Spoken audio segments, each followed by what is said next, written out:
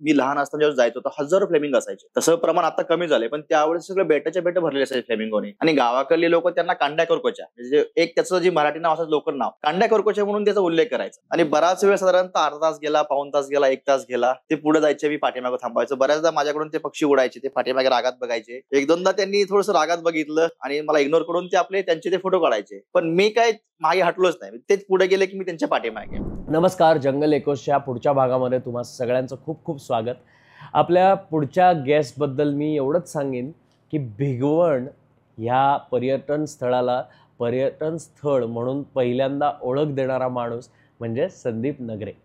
संदीप दादा हा अत्यंत मनमिळाऊ आणि अनेक पुण्यातल्या मुंबईतल्या वाईल्डलाईफ फोटोग्राफर्सचा जवळचा मित्र आहे. आणि भिगवणमध्ये जे येणारे पक्षी आहेत त्यांच्याबद्दल खूप अभ्यासपूर्वक नोंदी करणारा आणि स्वतःच्या नावावर आज 3 ते 4 पुस्तकं लिहून प्रकाशित करणारा असा हा संदीप नगरे आहे. जाणून घेऊया भिगवणचं रहस्य, भिगवणमध्ये पक्षी कसे काय यायला लागले आणि पक्ष्यांबद्दल इतकी फाइंडिंग्स कशी काय व्हायला लागली. जाणून घेऊयात संदीप नगरे बरोबर जंगल एकोसच्या ह्या भागात.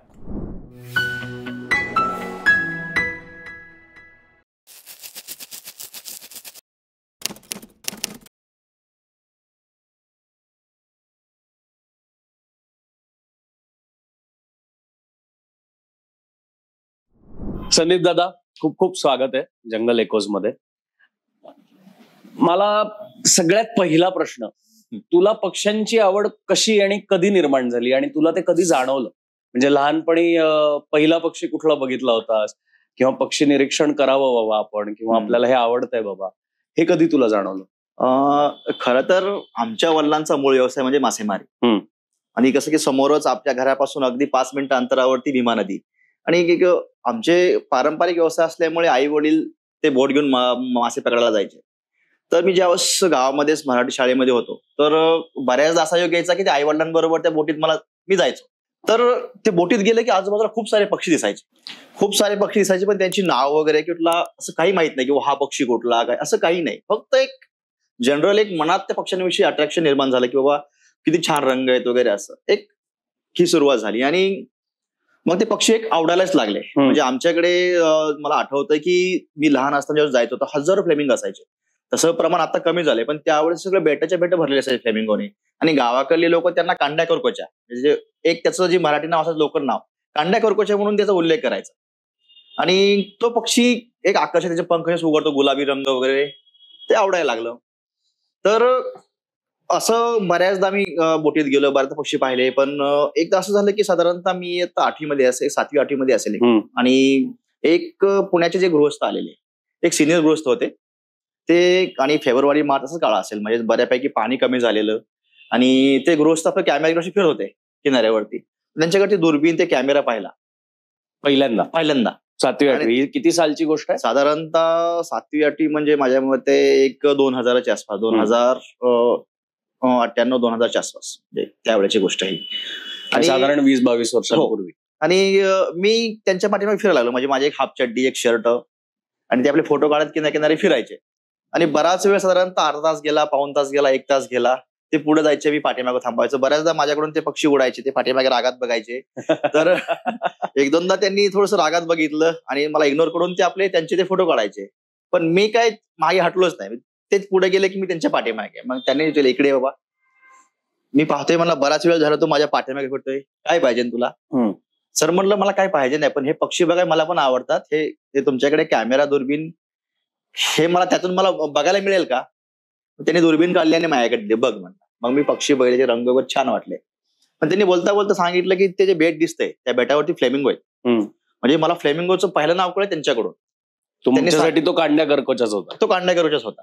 तर मग त्यांनी सांगितलं की ते फ्लेमिंगो आहे, तिथे मला फोटो काढायला जायचंय, त्या बेटावरती मला कोण घेऊन जाईल का?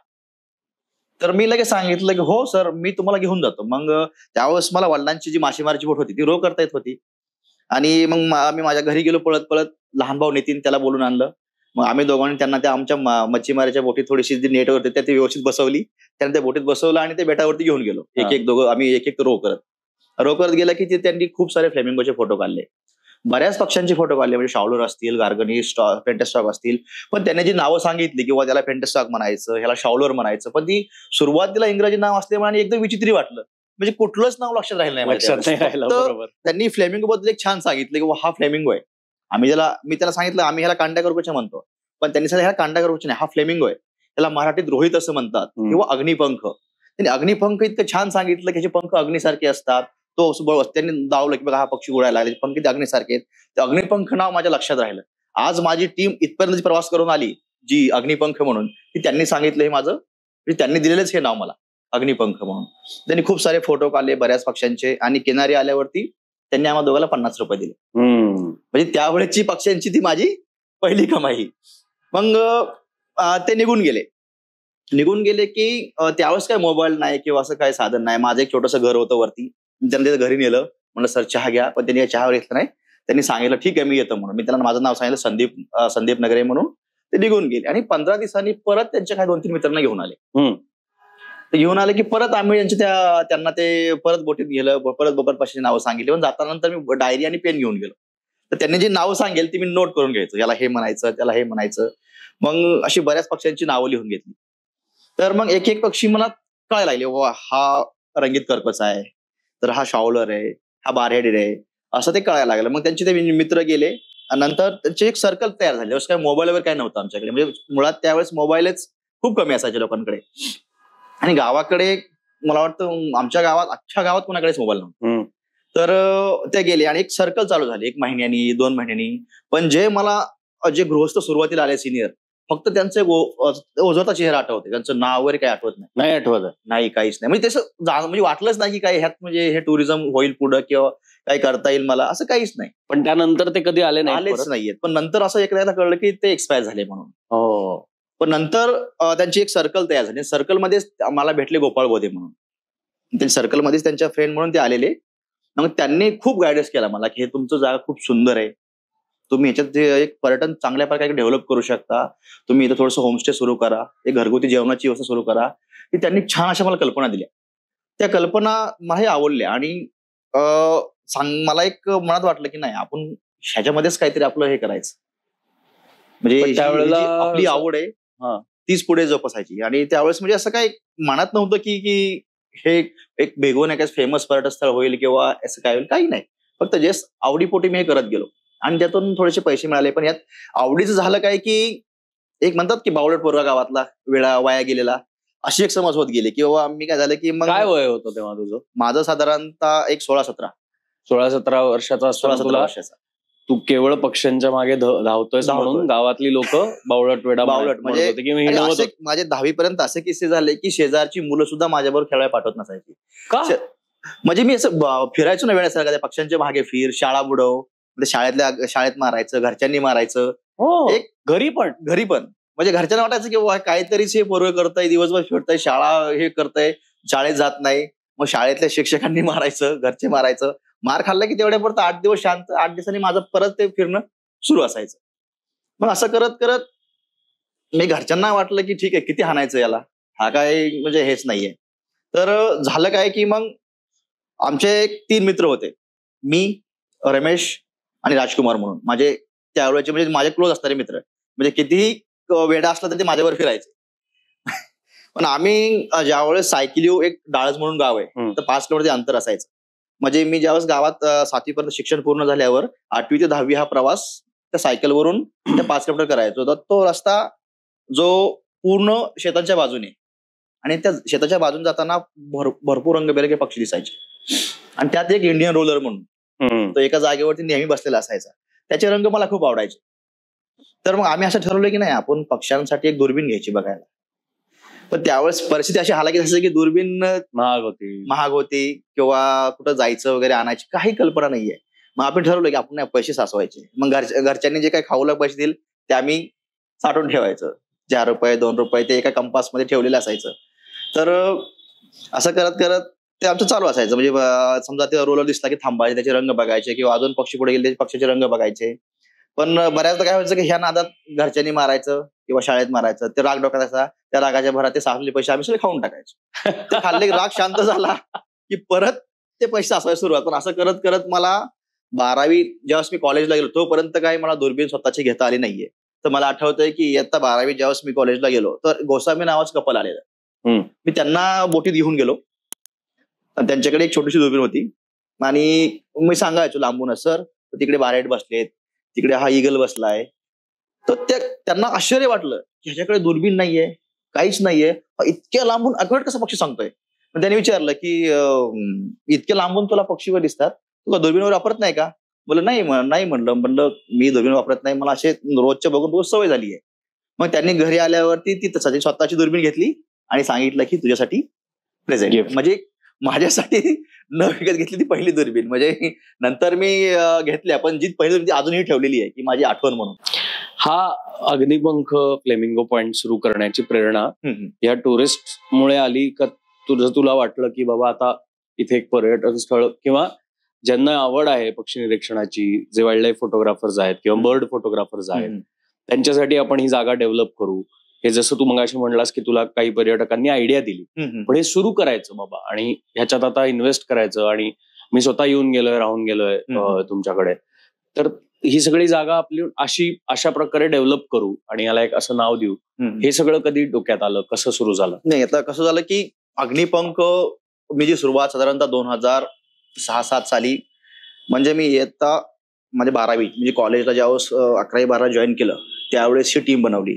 त्याचं रिझन असं होतं की ज्यावेळेस मी सांगितलं की बरेचदा मी गाव पक्ष्यांच्या मागे भटकायचो, हे व्हायचं, मला थोडेसे पैसे व्हायचं, इकडे शिकारी खूप व्हायचे, पक्ष्यांच्या शिकारी व्हायचे, ते थोडं किळसवाने वाटायचं. आणि मी जरी सांगितलं लोकांना किंवा पक्षी मारू नका, कोणी ऐकायला तयार नसायचं. तर मग नंतर डोक्यात कल्पना, मारायचे पक्षी खाण्यासाठी. म्हणजे आता त्यावेळेस बरेच तर असं होतं की ते डक्स वगैरे आले की त्यांना त्या नेटमध्ये पकडलं, कोणी अवेअरनेस म्हणजे बिलकुल नसायचा, किंवा डक्स सापडला की त्याला मारायचं. पण तुझे मित्र सुद्धा ह्या शिकारी करायचं, म्हणजे काही प्रमाणात होते.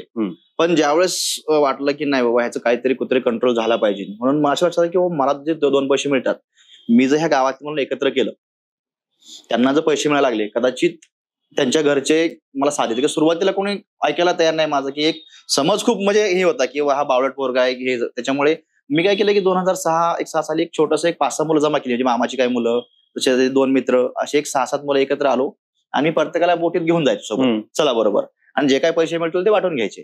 आता पैसे मिळतात म्हटल्यावर मुलं एक मला त्या जॉईन व्हायला लागली. मग आम्ही 8-9 जमून झाल्यावरती मी 2000 साली एक छोटंसं एक अग्निपंख म्हणून टीमला नाव दिलं आणि तिथूनच पुढे हे सुरुवात केली. आणि मग त्या टीमच्या द्वारेच आम्ही जसं तेव्हा तोपर्यंत लोक पण थोडीशी वाढत चालली होती. लोकांकडून बऱ्याचशा मला नवीन नवीन कल्पना मिळायच्या, किंवा तुम्ही थोडंसं इथं खाण्यासाठी सुरुवात करा किंवा छोटीशी राहण्यासाठी रूम बांधा, हे पर्यटन तिथं चांगलं चालू शकेल. म्हणजे जसं जसं ह्या क्षेत्रात पुढे तसं तसं नॉलेज पण वाढत गेलं आणि येणाऱ्या लोकांकडून भरपूर म्हणजे हे झालं की बाबा की ह्या क्षेत्रात काय काय तुम्ही करू शकता, हे निसर्गात काय करू शकता.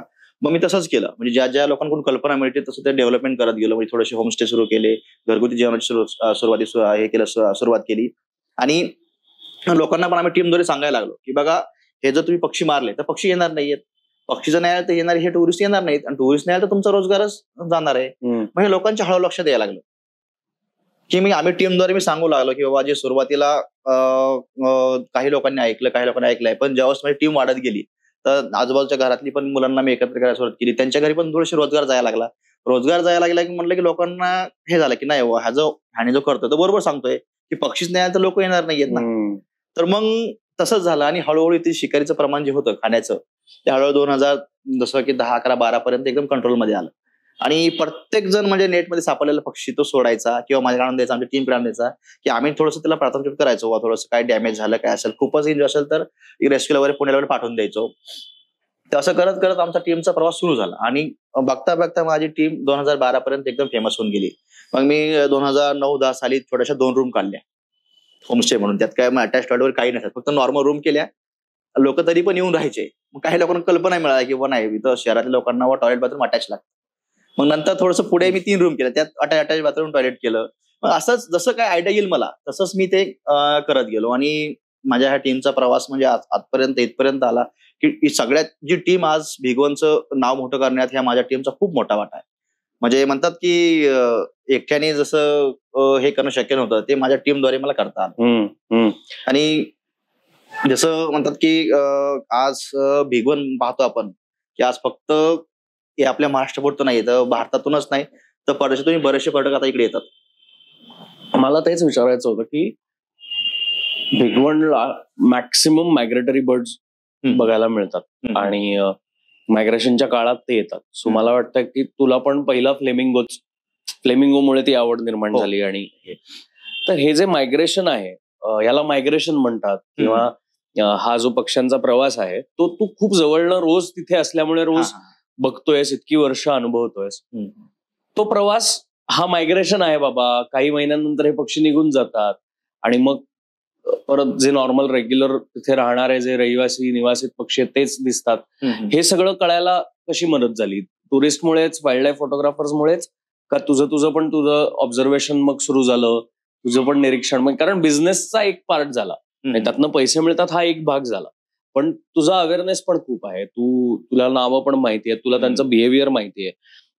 तू कन्झर्वेशनसाठी सुद्धा भरपूर काम करतोस त्या पक्ष्यांच्या, किंवा ते वाचले जावेत ह्यासाठी. म्हणजे बिझनेस हा एक पार्ट झाला, बिझनेससाठी ते चांगलं आहे म्हणून ते वाचवले गेले पाहिजेत हा एक स्वार्थी विचार, ज्यातनं फायदा पण मोठा झाला. पण जो मेन मुद्दा आहे की बाबा हे जे बिहेवियर आहे या पक्ष्यांचं, किंवा हे जे मायग्रेशन पॅटर्न्स आहेत, ते तुला कधीपासून कळायला लागले आणि कसे ऑब्झर्व करत गेलास? खरं तर जसं म्हणता की टुरिस्ट पासून जे येणारे काही पर्यटक असतील, फोटोग्राफर्स, यांच्याकडूनच मला ते मायग्रेशन बद्दल जास्त शिकायला मिळालं. तर मला आठवतं की मला जे पहिलं पक्ष्यांचं पुस्तक मिळालं ते बर्ड्स ऑफ पुणे, प्रभाकर कुकडोलकर यांचं. तर त्याच्यातच बरेचसे त्यांनी असं दिलेलं की मायग्रेटरी बर्ड्स किंवा रेसिडेंट बर्ड्स. तर त्यांनी असं शॉर्टमध्ये आणि ते आलेले. म्हणजे नेमकं मला त्याच्या आधी त्यांचं पुस्तक मिळालं आणि ते नशिबाने माझ्याकडेच गेस्ट म्हणून फिरायला आले. तर आम्ही जेव्हा गेलो तर मी त्यांच्याबरोबर बराचसा म्हणजे 4-5 तास बोटीत प्रवास केला, म्हणजे त्यांना घेऊन. तर म्हणजे प्रथम जास्त मायग्रेशन बद्दल मला त्यांनी सांगितलं की बाबा कुठला पक्षी मायग्रेशन करतात, वा हे बारहेड असतील, मोस्टली डक्स मध्ये असतील, किंवा शिकारी पक्षी असतील, हे जास्त मायग्रेशन करतात. किंवा आपल्याकडे रेसिडेंट पक्षी कुठले, स्टॉर्स मध्ये, इग्रेट्स मधले, हे मेनली आपण थांबतात. आणि हे काही पक्षी आहेत, तर बरेचसे पक्षी आपल्याकडे नोव्हेंबर डिसेंबरला सुरुवात होते याला, मार्च एप्रिल नंतर ते गायब होतात. तर त्यांनी बऱ्याचशा ह्या गोष्टीची मला कल्पना दिली. आणि त्यांचे जे पुस्तक होतं त्यांच्या पुस्तकातून पण त्यांनी बरंचसं दिलेलं की हा मायग्रेटरी आहे, हा रेसिडेंट आहे, किंवा हा लोकल मायग्रेशन करतो, असं ते त्यातून शिकायला मिळालं. आणि बरेचसे त्यानंतर म्हणजे असे बरेचसे काही माझ्याकडे जसं बर्ड वॉचर असतील किंवा काही फोटोग्राफ असतील, त्यांच्याकडून पण बरंचसं शिकायला मिळालं. किंवा ते सांगायचे की सुरुवातीला बरेचसे पक्षी मला अनोळखी होते, पण बऱ्याचशा बर्ड वॉचरकडून त्यांची नावं कळली, किंवा हे ते स्वतःहून सांगायचे किंवा संदीप असा पक्षी आहे, बरं हा मायग्रेशन करतो, हा मायग्रेशन करत नाहीये. असं करत करत मी स्वतःचं नॉलेज त्यातून वाढवत गेलो. साधारण किती पक्षी आतापर्यंत मी 351 पक्ष्यांची भेगवांची लिस्ट केली आहे. 351 मध्ये 200 जवळपास 200 आपले रेसिडेंट पक्षी आहेत, आणि बाकीचे त्यातले काही मायग्रेटरी आहेत, काही विंटर विजिटर आहेत, किंवा जे लोकल मायग्रेशन करतात ते मिक्स आहेत सगळे. सो ह्यासाठी आता जशी नवीन नवीन ऍप्स आली आहेत, मर्लिन आहे, ईबर्ड आहे, अशा ऍप्सचा काही फायदा होतो त्याच्या नोंदी ठेवायला किंवा रेकॉर्ड ठेवायला? किंवा नक्कीच होतो. ईबर्ड मध्ये बऱ्याचशा गोष्टी आता कळतात, किंवा बरेचसे आता बर्ड वॉचर झालेत की बाबा आपले ज्या ठिकाणी जातात किंवा भेगवण आले की भेगवणची एक लिस्ट करतात, ते टाकतात. त्याच्यातून पण बरंचसं म्हणजे मिळतं, किंवा आता ह्या महिन्यामध्ये कुठली लिस्ट आली, किंवा ह्या महिन्यात कुठले बर्ड्स आले, त्यातून बरंचसं शिकायला मिळतं. हे तर झालं पक्ष्यांबाबतीत. पण भिगवणला मी येऊन गेलोय, आपण ग्रासलँडला पण गेलो होतो, तिथे आपल्याला मॅमल्स पण दिसले. हो. तर मॅमल्स मध्ये म्हणजे मी मुद्दाम नावं नाही घेते कुठली काय काय दिसतात ते तू आधी सांग आणि मग आपण त्याच्याबद्दल बोलू. तर हे बोटीचं खरं तर वेटलँडचं बर्ड खूप सुंदर सुरू होतं, पण लोकांना तेच म्हणजे धावणं, म्हणजे त्यावेळेस काय डोक्यात आयडिया नव्हती किंवा आपल्याकडे काही छान जास्त नसेल. पण एकदा असंच भटकता मी जो काही आपल्या कळस म्हणून एक एरिया आहे त्या एरियाकडे फिरायला गेलो. तिथे एक शेतकरी मिळाला मला, आणि आम्ही छोटासा कॅमेरा सुरुवात मी केली, ते पॉइंट अँड शूटने केलेली कॅमेऱ्याच्या.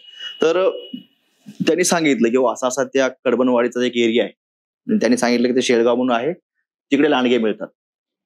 आता सुरुवातीला असं झालं की लांडगा म्हणजे हा लोकांना हवा असतो ह्या डोक्यात कल्पनाच नाहीये, पण लांडगा कसा असतो हे मलाच बघायचं होतं. त्यामुळे मी काय केलं, माझ्याकडे आमच्याकडे सुरुवातीला ही होती गॅमेटी. आमच्या गावात खूप साऱ्या प्रश्न जातात, म्हणजे माझे व्यवसाय असल्यामुळे ते जातं. मग मी त्या एमईटी वरती माझा एक मित्राला पाठीमागे टाकून कडबनवाडीला गेलो. तर त्यावेळेस फिरलो, आम्हाला काय लांडगा दिसला नाही. तर नंतर एक आठवडा गेला, आठवड्याने परत गेलो, परतही लांडगा दिसला नाही. तर मग असं झालं की मग तुला मनात न गेलं की नाही, लांडगा आपल्याला काय मिळू शकणार नाहीये. तर मग एकदा एक हे गेस्ट आले माझ्याकडे, राहुल वर्तक म्हणून. त्याला त्याच्या आधी ग्रासलँडचे ट्रस्ट त्यांनी बरेचसे लांडग्यांचे फोटो हे केलेले. मी त्यांना बोटीत फिरत फिरत असं सांगितलं की आमचे लांडगे पण आहेत. त्यांनी लगेच पटकन सांगितलं मला पण लांडगा बघायचा. तर लांडगा बघायचा तर मला थोडंसं जरा हे झालं की यांना घेऊन जाऊ की नको, कारण मी 2 वेळा जाऊन मला मिळालाच नाही. तर आता काय करायचं, पण ठरवलं चला जाऊया. त्यांची गाडीवर होती, मग आम्ही गाडीत बसलो आणि गेलो. तर बराच वेळ फिरलं. मग आम्हाला मॉन्टेगो हॅरियर मिळाला, काही कॉमन क्रस्टर मिळाले, सँडविच मिळाले, कर्सर मिळाले. पण लांडगा काय हे नाही. मग आता 5, 5:30 झाले, 5:45 झाले. आता परत निघायची वेळ झाली की तेवढ्यात असं वाटलं की एक चिंकारा एका दिशेने एक टक बघत होता. आता पण पहिल्यांदा असं म्हणजे एक अंदाज बांधला की माहित नाही की लांडगा कसा बघायचा किंवा चिंकारा काय बघतो. एक मनातच कल्पना आली की हा तिकडे बघते, मला तिकडे लांडगा असेल. मी त्यांना सांगितलं, राहुल सरांना, सर हा चिंकारा बऱ्याच वेळ झाला बघतोय मी, तो त्या दिशेने बघतोय, तर त्या दिशेने कदाचित लांडगा असणार. मग आम्ही गाडीशी पुढे गेलो आणि एका गाडीत जाऊन थांबलो. 5 मिनिटं 10 मिनिटं गेले. तो चिंकारा थोडासा पाय आपटायचा, बघायचा, आणि तो नंतर पळून गेला. चिंकारा पळून गेला आणि मी जस्ट असं बघत होतो, हळूच एका झुडपातून लांडग्याचं तोंड दिसलं. विचारलं, सर ते बघा. म्हणजे लांडगा. म्हणजे पहिल्यांदा माझं दर्शन ते असं झालं लांडग्याचं. मग आम्ही थोडंसं पुढे गेलो तर गाडीच्या आवाजाने त्यांनी पळायला चालू केला. आम्हाला एक वजवता फोटो मिळाला आणि आल्यावरती मी ते घेतला आणि फेसबुकला टाकला. मग एवढे लोकांचे फोन की आम्हाला फोटो काढायचे. मग कळलं की बाबा लांडग्यांचा लोकांना किती क्रेज आहे. म्हणजे लांडगा हा प्राणी किंवा जे हॅरियर्स आहेत तिथे ते लोकांना हवेत. मग आम्ही नवीन एक्सप्लोर करायला सुरुवात केली. कडबनवाडी फिर, कळस फिर, असा एरिया सगळं फिरायला चालू केलं. तर फिरायला चालू केल्यावरती मग बरेचसे फॉक्स मिळाले, तरस मिळाले, बरेचसे शिकारी पक्षी असतात शिकारी पक्षी मिळाले. आता सँडग्रोस, कर्सर, हे तर म्हणजे खूप आकर्षण आहे लोकांमध्ये बाकीच्या यांचं पण. मग तसं आम्ही ते सफाऱ्या सुरू केल्या. आता बोलता बोलता तू लांडगा म्हणालास, फॉक्स म्हणालास, तरस म्हणालास. यातले फरक लोकांना माहिती नाहीत. बरेचदा वुल्फ म्हणजे कोण, फॉक्स म्हणजे कोण, हायना म्हणजे कोण, ह्यातले फरक. तर तू मराठी नावं सांग आणि त्यांचं इंग्लिश नाव सांग. खरं तर आपल्याला मुळात ज्यावेळेस आपण शाळेत जातो तर प्राथमिक शाळेत असतानाच आपल्याला चुकीचं शिकवलं जातं की फॉक्स म्हणजे कोल्हा. आपण नेहमीच बघतो की पुस्तकात उघडलं की शाळेत पण शिकवतात फॉक्स म्हणजे कोल्हा. खरं तर जॅकल म्हणजे कोल्हा.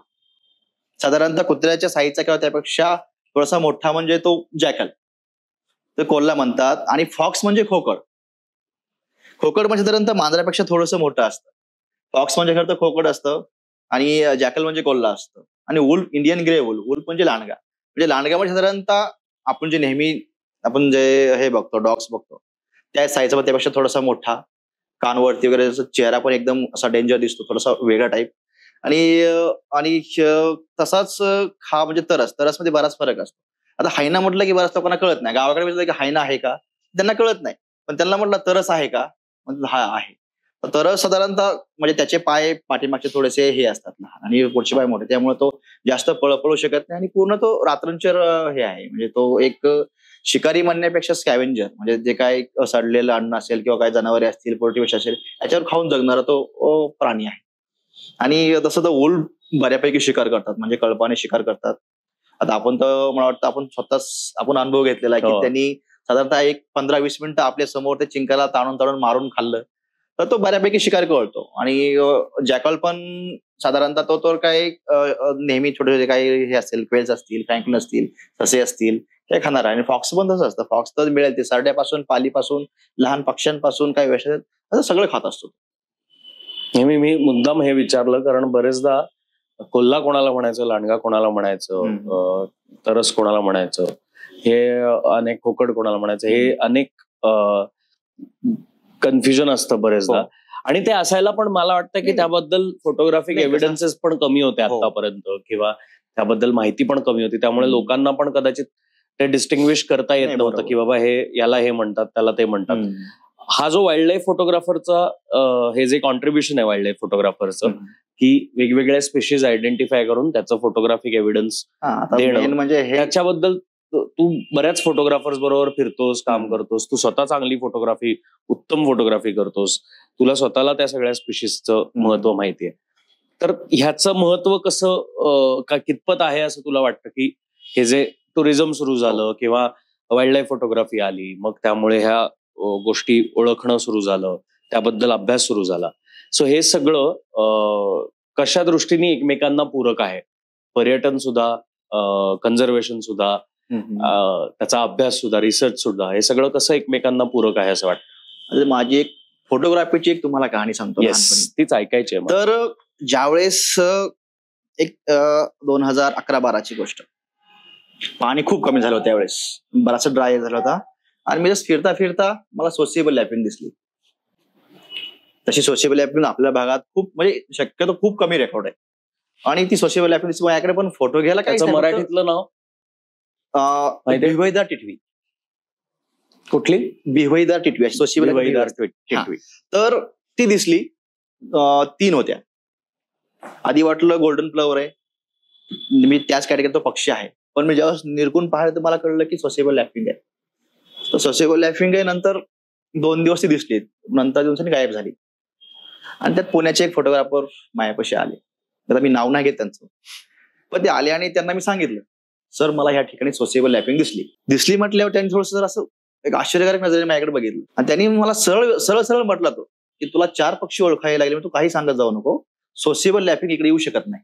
जर हार्ड झालं, म्हणजे नाव सांगूनच टाकतं फोटोग्राफरचं, जे काय वेगळं वाटलं की बाबा मग असं नाही किंवा मी नवीन या क्षेत्रामध्ये की मला ओळखता येत नाही, चांगल्यापैकी आता मी त्यात हे झालेलो नाही. मी का म्हणतोय नाव सांगून टाक, कारण ही जी वाईल्ड लाईफ फोटोग्राफर्स किंवा बर्ड फोटोग्राफर्स, काही जण, सगळ्यांची नावं नाही घेत, पण काही जणांचा हा ऍटिट्यूड असतो की आम्हाला सगळं कळतं.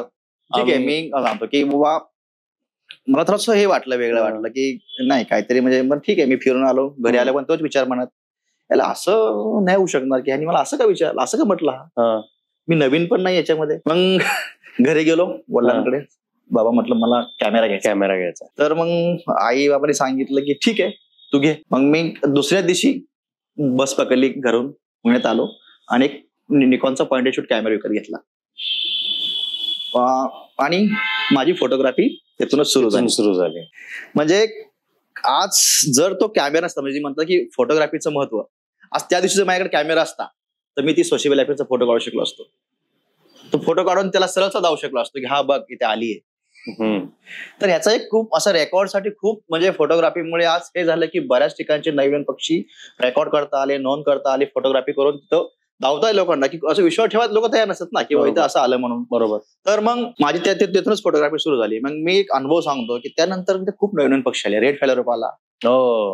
मी आत्ताही जे कोणी नवीन पक्षी त्याचा फोटो काढून त्याला पाठवतो. आलाय. म्हणजे एक म्हणतात ना की एखाद्याला हर्ट करणं म्हणजे हे असतं. म्हणजे आज मी एकदा हर्ट झालो पण मी त्याला बार तसं करतो. बघ ठीक आहे. तसं एक असे खूप अनुभव येत गेले आणि नंतर मग इथं बऱ्याचदा नवीन मध्ये जसं की तैगा बिन गुज आलेला, तो पण एक खूप महत्वाचा पक्षी आलेला. नंतर लेसर व्हाईट कंटेड गुज आलेला. असे अनेक नवीन पक्षी भेगवूनला येऊन गेले. मग ह्या पक्ष्यांची फोटोग्राफी करून त्याची नोंद ठेवून व त्याचे एक तर आपल्याला पाहून जास्त कळता येतं. म्हणजे असं त्याचा फोटो काढतो तेव्हा नीट पाहता निरीक्षण होतं. म्हणजे ह्याच्यातून खूप फोटोग्राफीचं महत्व आहे. पण अलीकडे काय होतं की बऱ्याचदा फोटोग्राफीसाठी येतात लोक, काही लोक म्हणजे अवेअरनेस पाळतात, ठीक आहे डिस्टन्स एवढा असू द्या, हे असू द्या. पण मला असं अलीकडे काही असे फोटोग्राफर्स आहेत की त्यांना म्हणजे मुळात म्हणजे फक्त छंद पाय फोटोग्राफी करायची अशी पण लोक आहेत. पण ठीक आहे, म्हणजे 10 नाही, पण याबद्दल आपण उलट बोललं पाहिजे की बरेचदा चुकीचे प्रकार घडतात बर्ड फोटोग्राफी किंवा वाईल्ड लाईफ फोटोग्राफी मध्ये. मी स्वतः अनुभव घेतलेला आहे, पण आय एम शुअर की तुझ्याकडे त्या बरेच जास्त चांगले अनुभव असतील जे थोडे डिस्टर्बिंग असतील. की काय चुकतं बाबा अशा फोटोग्राफर्सचं आणि का हे नाही केलं पाहिजे. जसं काही उदाहरणं असतील. आता माझ्याकडे जे उदाहरण आहे ते म्हणजे मी एकदा घेतलेला अनुभव म्हणजे आम्ही फोटोग्राफी करायला थांबलो होतो एका पक्षाची आणि तर आम्हाला कळलं होतं की ह्या साधारण एका एरियामध्ये तो पक्षी आहे आणि आम्ही सगळे जाऊन तिथे थांबलो होतो, वाट बघत होतो की कधी तो पक्षी फ्लाईट घेऊन येऊन तिथे बसेल किंवा काहीतरी हालचाल होईल, मग आम्ही त्या जागेवर जाऊ. तर आधीच आमच्या काही फोटोग्राफर्स तिथे होते आणि मग जे लोकल तिथला जो माझा मित्र होता ओळखीचा, त्याला मी फोन केला, म्हटलं यार किती वेळ लागणार आहे अजून, त्यांचं काय. तो म्हणला नाही तुम्ही या, तो बसलाय इथे समोर, मी त्यांनाच असिस्ट करतो. म्हणून मग आम्ही गाडी लावली आणि मग आम्ही चालत निघालो तिकडे. तर आम्ही चालत जाताना आमच्या समोर त्यातल्या एका फोटोग्राफरनी दगड घेऊन त्या पक्षाच्या दिशेने फेकला. तर हा पण चिडला, जो माझा मित्र होता तो. आमचं पण असं झालं की याने दगड का मारला त्या पक्षाला, आणि त्यावर तो म्हटला की नाही नाही, बाकी सगळे फोटोग्राफर्स येऊन डिस्टर्ब करतील ना. आणि आम्हाला असं झालं की ह्यांचा फोटो काढून झाला आणि म्हणून यांनी त्यात दगड मारून त्या पक्षाला उडवलं, आणि तिथे मग थोडीशी काय वादावादी झाली, हे झालं. त्यानंतर तो पक्षी तिथे परत येऊन बसायला 3 तास गेले. आम्ही 3 तास बसलो होतो, आम्ही वाट बघत होतो, कारण हे ज्या फोटोग्राफरनी दगड मारला त्याला पळवून लावला, ते गेले. त्यांना वाटलं आता काय तो येत नाही, कारण रेअर पक्षी येतो. आम्ही 3 तास बसलो. 3 तासांनी त्या पक्षाला परत एकदा कॉन्फिडन्स आला की बाबा हे आता आपल्याला परत उडवणार नाहीयेत, हे शांत बसलेत 3 तास, तो कुठून तरी बघत असेल. आणि मग तो 3 तासांनी पुन्हा आला आणि आम्हाला तो बघता तरी आला निदान. तोपर्यंत काळोख झाला होता बऱ्यापैकी, सो फोटोग्राफी नाही करता आली. पण हे जे असे प्रकार घडतात, अशा पद्धतीने पक्ष्यांना फक्त फोटोग्राफीसाठी किंवा प्राण्यांना फक्त फोटोग्राफीसाठी अशा पद्धतीने इरिटेट करणं, किंवा अशा पद्धतीने त्यांचं बिहेवियर, किंवा मला उडतानाचा फोटो हवाय म्हणून त्याला मुद्दाम उडायला लावणं, किंवा मुद्दाम जास्त जवळ गाडी घेऊन जाणं, किंवा स्वतः जास्त जवळ जाणं, हे जे प्रकार घडतात त्यांनी त्या पक्ष्यांचं सुद्धा तिथलं येण्याचं प्रकरण किंवा तिथलं येण्याचं बिहेवियर चेंज होत असतं, डिस्टर्ब होत असतं. ह्याबद्दल तुला काय सांगायला? नक्की, अगदी बरोबर आहे की अलीकडे मी तोच पाहतो की जसं मी तुम्हाला म्हटलं की काही म्हणजे आहेत लोक की बाबा की त्यांना खूप अलीकडे पोर्ट्रेटची काय सवय लागून गेली, फक्त चेहऱ्याचा फोटो पाहिजे. त्या गोष्टी मी एक सांगतो की आमच्याकडे कळसची एक जागा होती, खूप छान हरिहर यायचे, माझ्या लाईनी बस 8-8, 10-10 हरिहर यायचे. तर तिथे तोच प्रकार घडला की बाबा काही फोटोग्राफर्समुळे तो एरिया पूर्णपणे आज म्हणजे जिथे 15-20 हॅरियर असायचे किंवा म्हणजे 50-50 हॅरियर बघितले, तिथे मोस्टली एखाद दुसरा हॅरियर येतात. की आज भिगवण झालंय काय की आमच्याकडे असं म्हणतात की एक व्यवसाय म्हणून जास्त पाहायला गेले काही मुलांमध्ये, की नवीन मुलं घुसली आहेत ना, त्यांना काय घेणं देणं नाही निसर्गाचं, म्हणजे लोकांना फक्त आपल्याकडे आकर्षित कसं करता येईल फोटोग्राफी, हाच उद्देश आहे. की मी पाहतो की बऱ्याचदा की जसं मला गाडी घेऊन एकदम जवळ जाणं, एकदम जवळ, खूप वेळा डिस्टर्ब करणं, माझं फ्लाईंग शॉटसाठी बऱ्याच जवळ जायचं, त्याला उडवायचं, वारंवार उडवायचं, अशामुळे ना आमच्याकडे बऱ्याचशा रोस्टिंग प्लेस खराब झाले. तर ह्यावरती एक नक्कीच काय झालं पाहिजे. मी ह्या डिपार्टमेंटशी काय बोललो होतो, पण त्यांनीही म्हणजे कुठल्या प्रकारची ऍक्शन वगैरे अजून तरी म्हणजे शक्यतो टाळाटाळच करतात ते, आणि बऱ्याचशा गोष्टी घडतात. म्हणजे नंतर ग्रासलँडचा एक इश्यू आमच्याकडे जास्त आहे की ग्रासलँड आली काय इश्यू आहे नक्की? प्लांटेशनचं खूप प्रमाण वाढत चाललंय. म्हणजे ग्रासलँड ही संकल्पना त्यांना म्हणजे का कळत नाहीच, म्हणजे हे होत नाहीये. मी त्या आमच्या ग्रासलँड तुम्ही तर पाहिलं किती छान असं एरिया आहे. म्हणजे भिगवणचं ग्रासलँड खरं सांगतो खूप सुंदर आहे. आता मी बऱ्याचशा जागेला फिरून आलोय. भिगवण सारखी सुंदर प्लेस म्हणजे आता ज्याच्या दृष्टीने असेल म्हणजे भरतपूर म्हणतात, पण भरतपूरला पण मी फिरलो. नेहमी मी ऐकलं होतं की भरतपूर फार सुंदर आहे, भरतपूर फार सुंदर आहे. पण ज्यावेळेस मी पहिली व्हिजिट दिली भरतपूरला, 3 दिवस राहिलो, पण तिथं पण म्हणजे नाही असं नाही, म्हणजे भरपूर सुंदरच आहे, पण त्या भरतपूरपेक्षा मला माझं भिगवण छान वाटलं. म्हणजे एवढं हे आहे. पण अलीकडे काय होतं की मी पाहतो की स्ट्रेंचेस म्हणजे ठीक आहे, त्यांचं काहीतरी पाणी मुळासाठी त्यांनी केलं, पण एवढं प्रमाण त्याचं वाढत गेलं की अलीकडे त्याच्यामुळे काय होतं की आपण जे चिंकारा वगैरे असतील त्यांना तिथून पळायला वगैरे खूप त्रास होऊन जातो, त्याचा अडकून खड्ड्यात पडतात बरेचसे, किंवा जे काही कर्सर असतील सँडूस, त्या ट्रेंचेसमुळे पूर्ण येतो डिस्टर्ब होत चाललाय. आणि अलीकडे बरेचसं आमच्या गडबनवाडीला पण ते प्लांटेशनचं काय ते रस्त्याच्या आता तर ते वडाची आणि पिंपळाची झाडाची लागवड चालू आहे. म्हणजे हे प्रकार मी बऱ्याचदा बोललो, आपण बोललो, सांगितलं की असे प्रकार त्यांनी तो सांगितलं आपण हे करूयात, की म्हणजे एक ते कुठे कंट्रोल झाला पाहिजे की ग्रासलँड आहे ते ग्रासलँडच राहिली पाहिजे. मला ह्याच बद्दल इनफॅक्ट बोलायला आवडेल किंवा ह्या प्रश्नाबद्दल थोडंसं जास्त आपण याच्यावर बोललं पाहिजे की बरेचदा झाडं लावा, झाडं जगवा, आपण प्लांटेशन केलं पाहिजे, झाडं लावली पाहिजे, झाडं वाढवली पाहिजेत, असं बरेचदा बंबार्डमेंट होते.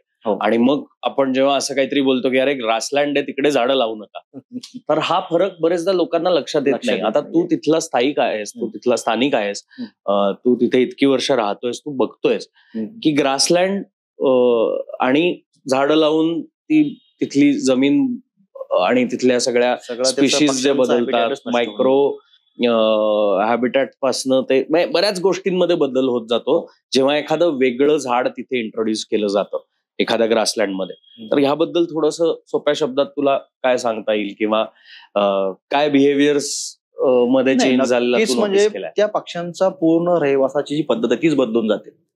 म्हणजे आज बघा ना, समजा जे जंगलातले काय पक्षी आहेत, म्हणजे जे जंगलातले काय आपल्याला जे वेगळे पक्षी पाहायला मिळतात, त्यांचं राहणीमान, त्यांचं खाद्य नक्कीच वेगळं आहे. आणि आज जो ग्रासलँड मध्ये आपल्याला नक्की हॅरियर्स, तो नेहमी ग्राउंड लेवल उडतो, त्याला असं मोकळं मैदान पाहिजे त्याच्या किल शोधण्यासाठी. तर त्याच्या जर त्याला खूप सारे अडथळे झाले तो नक्कीच तो एरिया सोडून जाईल. सँडग्रोज आहेत, कर्सर आहेत, ह्यांना पण असं म्हणजे काय झाडीयुक्त परिसर नाही पाहिजे. मोकळं मैदानात ते खाणारे राहणारे पक्षी आहेत. आता वुल्फ असतील, चिंकार असतील, ह्यांना पण ग्रासलँडच पसंत आहेत. ते जंगलामध्ये राहू शकत नाहीत. तर होतं काय की तुम्ही जर त्यात प्लांटेशन जर वाढवत गेला ते जागा नक्की सोडतील. म्हणजे त्यांचं एक प्रकारचं त्यांचं जे हॅबिट आहे, त्यांचा जो रहिवास आहे तो संपुष्टात येतोय.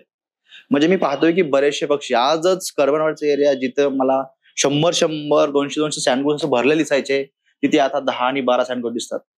हजारो कोर्सर. म्हणजे ते त्या एरियामध्ये मी ते मला आठवतंय की जी मी 2014-15ची गोष्ट असेल, 15, 16, 17 ह्या त्याच्या आधीची गोष्ट असेल, म्हणजे त्या 14-15 रेंजमध्ये. तर तिथे मी असं पाहायचो की कितीतरी कोर्सर असायचे. म्हणजे त्यावेळेस तो एरिया असा होता की पूर्ण असं उघडा होता, म्हणजे प्लांटेशन नाही किंवा स्टेंचेस नाहीत, काही नाही. पाहिजे जायला तिथं असं मोकळं मैदान वाटायचं आणि सहज जरी पाहिजे कितीतरी हॅरेस उडायचे, कितीतरी ते कोर्सर असायचे, सगळे भरले असायचं. पण जसं ते स्टेंचेस वाढत गेले तिथं बरेचशी लोकांनी नवीन काही झाडं लागवड केली. लिंबाची असतील, ठीक आहे तुम्ही लावा, पण त्याचे एक ठराविक लिमिट पाहिजे किंवा किती अंतरा झाड पाहिजे एक. पण यांनी अक्षरशः मी जंगल टाईप करून ठेवलं. आता ते उंदीर मारी म्हणजे काय त्याचं ग्लिसरिडिया, ते काय म्हणजे आपल्या गासल्यांचं झाड आहे का? अक्षरशः एवढी त्याची लागवड करून ठेवली बऱ्याच ठिकाणी की म्हणजे त्या झाडावर ना पक्षी बसतो ना त्या झाडाचा काही फायदा लोकांना आहे. म्हणजे हे डिपार्टमेंटला थोडंसं ते खूप पटकन वाढणारं झाड, पटकन म्हणजे मला असं वाटतं की त्यांना काहीतरी आता येतात काहीतरी म्हणून ते आपलं लावून टाकतात, कुठं दावायचे त्यांना. हे बोलण्याचं इम्पॉर्टन्स एवढ्यासाठी आहे कारण झाडं लावायला पाहिजेत, पण ती कुठली झाडं लावली पाहिजेत आणि कुठे लावली पाहिजे याचा सुद्धा अभ्यास करून ती लावली पाहिजेत. नुसतं मोकळं ग्राउंड दिसलं म्हणून लावा झाडं तिकडे, हे चुकीचं आहे. त्यामुळे अनेक ठिकाणचा हॅबिटॅट डिस्टर्ब होतोय. तू सांगतोस त्याप्रमाणे आता बेघवण सारख्या ठिकाणी सुद्धा काही पक्ष्यांचं येणं थोडंसं बदललेलं आहे, कमी झालेलं आहे. आजूबाजूच्या एरियाजमध्ये ते जात असतील. ह्यासाठी आता हे पण एज्युकेशन आहे.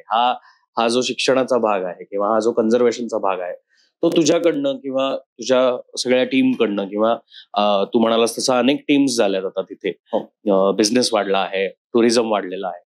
तर ह्या सगळ्यांना एकत्रित आणून काही करायचा प्रयत्न करतोयस किंवा गावकऱ्यांना या बाबतीत एज्युकेशन द्यायचा प्रयत्न? म्हणजे आमच्या कसं बऱ्याचशा गावामध्ये 5-6 टीम आहेत. या टीमची सगळ्यांची मिळून मी एक निसर्ग सेवक संस्था बनवली आहे. काय नावाने? निसर्ग सेवक म्हणून. निसर्ग सेवक म्हणून. हो. आणि निसर्ग सेवक ह्या टीमद्वारे आम्ही बऱ्याचदा म्हणजे करतो. म्हणजे आम्हाला जे काही शक्य होईल, म्हणजे काय रेस्क्यूची कामं असतील, कुठे काही पक्षी पडला असेल विहिरीत किंवा त्याला रेस्क्यू करणं, असे बरेचसे कामे आमच्या टीमला छोटी करत असतो. असा एखादा इन्सिडन्स जिथे गाववाल्यांनी इनिशिएटिव्ह घेऊन काही गोष्टी चांगल्या केल्यात?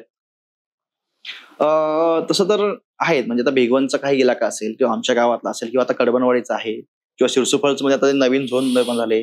आता म्हणजे लोकांमध्ये हे एक सुरुवात झाली आहे की चांगली, की बाबा पक्ष्यांना जसं मी पूर्वी म्हणायचं की लोकांमध्ये बिलकुल अवेअरनेस नव्हता, पण आता काय झालं की टुरिझममुळे लोकांमध्ये एक चांगल्या प्रकारचा अवेअरनेस आला. निसर्गाबद्दल जी आवड आहे ती सुरू झाली आहे. आता आमच्या गावात पण कसं झालं की पूर्वी जी उडी डोंगर होती लाईन, त्याच्या खाली एक भरपूर असं जागा होती, म्हणजे मोकळी जागा, म्हणजे गावाच्या भागाचा. तिथे काय झालं की आमच्या टीमने मिळून जवळपास एक 400च्या वरती झाडं लावली, 400-500 झाडं तिथे मंदिराच्या बाजूला. तुम्हाला गेल्या मी दावेल काहीतरी.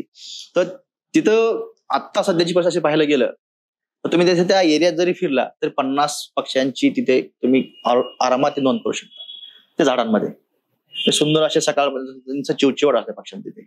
आम्ही आज तिथे काय लावलं की असं बांबू लावले, चिंच लावलीये, करवंद लावलीये, असे म्हणजे जांभूळ काय असेल असे जी देशी झाड आहेत काही प्रमाणात ती लावून ठेवली.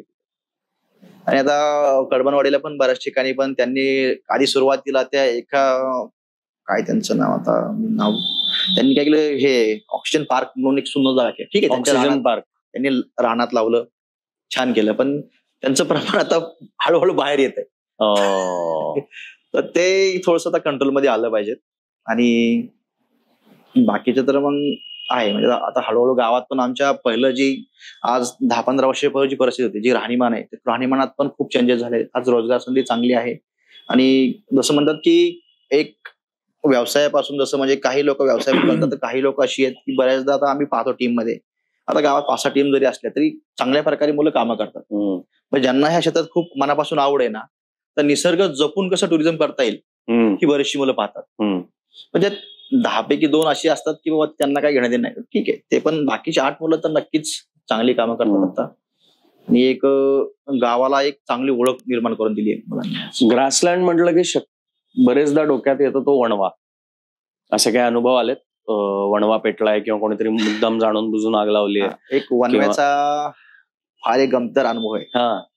तर आम्ही एक मसोबाची वाडी म्हणून ग्रासलँड आहे आणि आम्हाला सवय नेहमी मला भटकायची इकडे तिकडे इकडे तिकडे. पण मी, आमचा एक कुंदन म्हणून गाईड आहे, एक शंकर, असे 4-5 जण आम्ही तसंच भटकत होतो. आणि ते एका साईड लावून असं झालं की आम्हाला असं लांबून एक धूर दिसला. काय दिसला? असं धूर येते, धूर दिसला. तर मग आम्ही सरळ थोडस पुढे गेलो की एक जणांनी मोटरसायकलवर झालं किंवा तिकडे ते फॉरेस्ट मध्ये आग लागली आहे. त्यांनी सांगितलं, मग फॉरेस्ट मध्ये आग लागली म्हणून आम्ही म्हणलं चला पटकन आपण तिकडे जाऊ. आम्ही तिकडे गेलो तर असं बरंच असं पेटत चाललं. मग आम्ही गेलो, पटकन गाडी बाजूला लावली, उतरलो आणि ती आग विझवली. तिथे हळूहळू विझवत गेलो आणि आग विझली. त्यात झालं, आग विझून आम्ही परत निघणार त्यावेळेस एक फॉरेस्ट गार्ड आला. फॉरेस्ट गार्ड आला की त्यांनी पकडलं, चला ऑफिसला गाडी घ्या. काय झालं? मी वनवा का लावला? अरे वनवा विझवाय आलोय म्हणलं आम्ही, आग लावायला नाही आले. नाही मला काय सांगायचं नाही म्हणला, तुम्ही गाडी ऑफिसला घ्या. माझं नाव विचारलं, संदीप नगरे. त्यात सगळ्यांची नावं लिहून घेतली. तेव्हा ऐकायलाच तयार नाही, म्हणजे त्याचं काय होतं कोण. नाही मला तुम्ही गाडी ऑफिसलाच घेतली, तुम्ही वनवा लावलाय. नाही म्हणलं ठीक आहे बाबा, म्हणलं त्याचं नाव विचारलं मी. मला ओळखतं का म्हणलं, मी संदीप नगरे. त्यांनी विचार केला, संदीप नगरे म्हणजे भिगवणचे का? पण तुमचं नाव ऐकलंय कुठतरी. ऐकलं की मग डिपार्टमेंट मध्ये आमचे जे एक ओळखीचे मित्र होते त्यांना फोन लावला, त्याच्याकडे दिला. त्यांना सांगितलं असं असं आम्ही आलतो इथं, आम्ही वनवा पेटवला. हा माणूस आम्हालाच उलट बोलतो की तुम्ही वनवा लावला आणि ऑफिसला चला. त्यांनी सांगितलं की अरे नाही, हे मुलं तिथं काम करतात आणि छान मुलं आहेत, उलट ते तिथं आग विझवाय गेली होती, त्याच्यावर आरोप करू नको. त्यांनी मग तिथून आम्हाला जाऊन दिलं. म्हणजे आपण काही चांगलं करायला गेलो तरी लोकांना असे प्रकार होतात का की मुद्दाम वणवा लावतात, काही जण मुद्दाम जाळायला लावतात का? काही वेळेला अशा बऱ्याचदा गोष्टी मी ऐकल्यात बरं का, किंवा लोक मुद्दाम वणवा लावतात, पण स्वतः कधी पाहिलं नाही. म्हणजे आम्ही बऱ्याचदा आता कडबनवाडी साईडला कळस थोडेसे आगी विझवल्यात, पण असं कोणी लावलं किंवा असं काही दर्शन कधी आलं नाही आमच्या तरी. पण हे नक्की ऐकू नाही, किंवा मुद्दाम गवत खूप वाढला असेल किंवा आजूबाजू शेतकरी समजा बऱ्याच शेताचे पाथात वगैरे जातात ना, ते आग ते विझवताना ते साईडचं पण पेट घेतं, असे प्रकार होतात तिथे. कारण वणवा मी स्वतः जवळनं अनुभवलाय, पाहिलेला आहे. तो असा पटकन पसरत जातो आणि कंट्रोलच्या बाहेर जातो. 2 गोष्टी म्हणजे ग्रासलँडचा वणवा म्हणजे तुम्ही ज्यावेळेस गवताला आग लागते ना, एक वेळ तर जंगलाचं ठीक आहे, झाडं उंच उंच असतात, थोडंसं खाली ते काहीतरी कंट्रोल करतात. पण ज्यावेळेस तुम्ही ग्रासलँडचा वणवा विझवायचं म्हणलं ना, खूप कठीण. आता सगळं ते गवत उंच वाढलेलं असतं, एवढं सुकलेलं गवत एवढं भराभर पेटत जातं ना की त्याला म्हणजे असं एक समोर जाणारा भीती वाटते की त्याला जाऊ का नको विझवायला, एवढं तो फास्ट चालतो. संदीप दादा, तुझ्याकडे बोलायला अजून भरपूर किस्से आहेत, भरपूर आठवणी आहेत. त्यातली मला ऐकायला आवडेल ती म्हणजे, जर असा कुठला इन्सिडेंट आहे का की जिथे तू गाडी घेऊन नाही फिरतेस, चालत चालत चाललायस किंवा फिरतोस? कारण रात्री पण आपण एक दिवशी चक्कर मारायला गेलो होतो, रात्री निशाचर पक्षी शोधायला आपण गेलो होतो, तेव्हा काही काही गेको पण सापडला होता आपल्याला, किंवा काही बीटल्स पण सापडले होते. तर हे असं फेरफटका मारताना अचानक कोणी प्राणी समोर आलाय, कुठला तरी मॅमल, स्पेशली नॉट पक्ष्यांपैकी नाही, पण मला वाटतं श्रीलंकन फ्रॉगमाउथ सुद्धा येतो भिगवणच्या इकडे, नाही तो कोयनाचा आहे. पण आतापर्यंत रेकॉर्ड नाही. पण रात्रीच्या वेळेला असे काही प्राणी किंवा असं काही अचानक समोर आलंय, किंवा जनरल दिवसा पण असं काही इन्सिडेन्सेस झालेत कधी? तसे बरेचदा आता नेहमी मी टीमद्वारे किंवा एकटा बऱ्याचदा भटकतो, किंवा मला सवय होती की सकाळी सकाळी गाडी काढायची आणि बऱ्याचदा फिरायचं. तर आता 1-2 वर्षापूर्वीच किस्सा सांगतो की विठ्ठलवाडी तिथे खूप सुंदर पक्षी, म्हणजे मलकवासाठी मी तिथे बऱ्याचदा काम करतो की मलकवाचं जी माहिती आहे घरट्यांची पिल्लांची खूप कमी आहे, तर मी तिथे बऱ्याच जायचो. तर झालं काय की एकदा असं सकाळी सकाळी उठलो आणि गेलो, गाडी लावली आणि एकटाच आपले काठी हातात घेऊन फिरत होतो, पक्ष्यांची बघत, फोटो काढत आणि मला असं जाणवलं की बाबा काहीतरी पुढून पळतंय. पण नेहमी सवय की चिंकारा पळतात किंवा काही असे बाकीचे काही वाईल्ड बोर वगैरे असतात, ते नेहमी जायचे ना, ते बघायचं. माझ्या मनात तेच होतं की चिंकारा वगैरे काहीतरी गेलं असेल म्हणून. तर मी तसंच फिरत राहिलो, बऱ्याचदा फिरलो आणि परत येताना मला असे पगमाग दिसले. मला वाटलं डॉगचीच आहेत, पण बऱ्याच डोक्यात आलं की एवढे मोठे डॉगचे बदना कसे असतील. मला परत वाटलं की नाही हे लेपर्डचे, पण मला इकडे लेपर्ड कसा, आपण एवढे फिरलो कधीच नाही. मग मी तसंच आलो घरी आणि परत घरी गेलो आणि सकाळीच न्यूज आली की मी ज्या एरियात फिरत होतो त्याच्या बाजूलाच रोड किल मध्ये लेपर्ड मेला. तेव्हापासून एक मनात जे कुठं गेलं की भीती असते. तेव्हा आपण इथं आलो होतो की नशीब जो आपल्यापासून जो पळत गेला तो कदाचित लेपर्ड असू शकतो. म्हणजे अशा तेव्हापासून मी नेहमी काय करतो की या 2 वर्षात कोणीतरी एखादा सोबत असेल की मी कोणीतरी घेऊन फिरतो. म्हणजे एकटा थोडस आता एक ती इन्सिडेंट झाल्यापासून थोडी भीती वाटते. नाही, पण असं कधी झालंय का की सकाळी सपोज कुठेतरी चाललायस किंवा कुठले तरी टुरिस्ट घेऊन चाललायस किंवा काय, आता जसं आपल्या वेळेला गाडी बंद पडली होती, आपली नाही दुसरी गाडी बंद पडली होती आणि ती अडकलेली गाडी काढायला खूप वेळ गेला होता. सो जसं जेव्हा मी आलो होतो तेव्हा मला तो किस्सा आठवतोय, कारण गाडी बंद पडली, दुसरी गाडी जाईपर्यंत रोड बंद होता, गाडी लिटरली उचलून बाहेर काढावी लागली होती त्यांना. सो हा जेव्हा सगळा इन्सिडेंट घडत होता त्यावेळेला अनेक वेळेला विचार येऊन गेला की आपण अरे रस्त्यावर उतरून ती गाडी काढतायत हे सगळे जण, आणि हे अचानक आला एखादा हायना समोर किंवा एखादा ग्रे इंडियन वुल्फ आला तर काय करायचं, असं काही झालंय कधी? असे किस्सा तर खूपच घडतात. म्हणजे अजून एक सांगतो, आपल्या ह्याच्यात एक 10-12 वर्षापूर्वीचा किस्सा असेल हायनासाठी. म्हणजे मीही हायना कधी पाहिलेला नव्हता आणि हायना मला पाहण्याची खूप इच्छा होती. तर आम्ही त्या नेहमी त्या कडमाच्या आजूबाजूला फिरायचो. तर मी बऱ्याचदा त्या हायनाची पगमाग बघायचो. लोक सांगायची ते तरस आहे, या ठिकाणी तरस आहे, पण मला कधीच तो मिळाला नाही की त्याचे पगमाग मिळायचे. असं साईडला कुठं डेन वगैरे मिळायच्या.